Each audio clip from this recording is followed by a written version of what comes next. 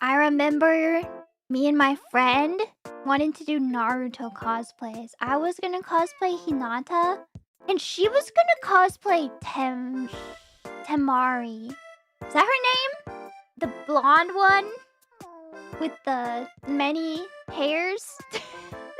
Yeah, no one wanted to cosplay Sakura. So we wanted to make the shoes because we didn't know you could just like buy cosplays online. So we were like, okay, we have to make these cosplays by hand. So we like had our moms bring us to. We went to Old Navy and bought like the $5 flip-flops. And back then there was a blog post tutorial that we're following. You get some fabric and you like staple it together and you make the Naruto shoes. We got as far as making the Naruto shoes, but that was as far as we got in our cosplay endeavors. And back then, I'm so mad because this was when I was like a cute baby weeb. And I loved weeb stuff so much. I mean, I still do.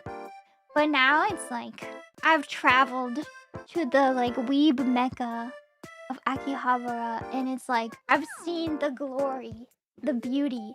But back then I hadn't seen anything. So like everything I'd seen was brand new and like amazing and incredible and the best thing ever.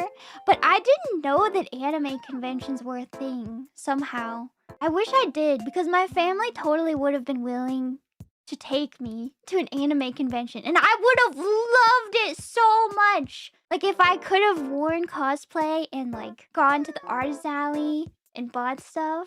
The first anime convention I went to, I was already an adult. And I was already like acutely aware of my own cringiness, you know? I think that's the factor.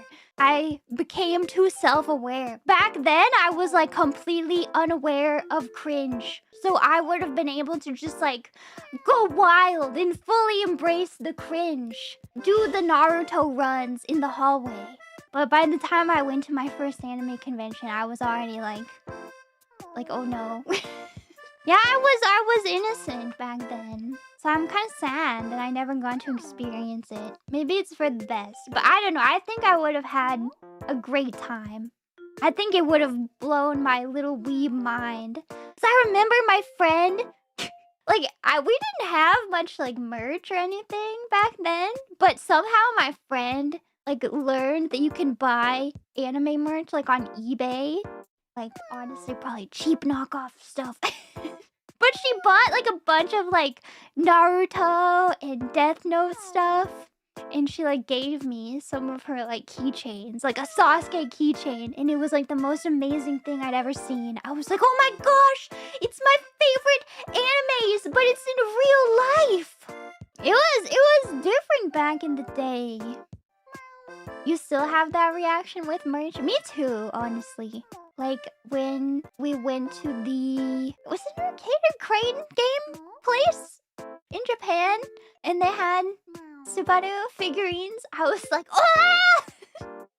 And then Bae was an absolute gamer and won 3 of them for us. Yes, I have it. I still have it. It's right in front of me.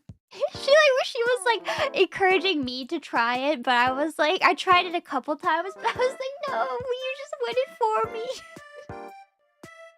Are they not rigged? In Japan, they're not. It's incredible.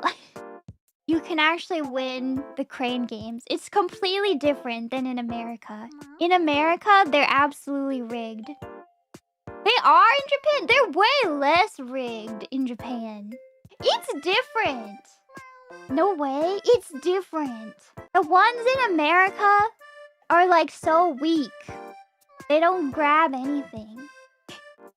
Propaganda. The ones in Japan are computer programmed. Are they? They're all rigged, really? But I feel like in America you never win. It's like impossible to win.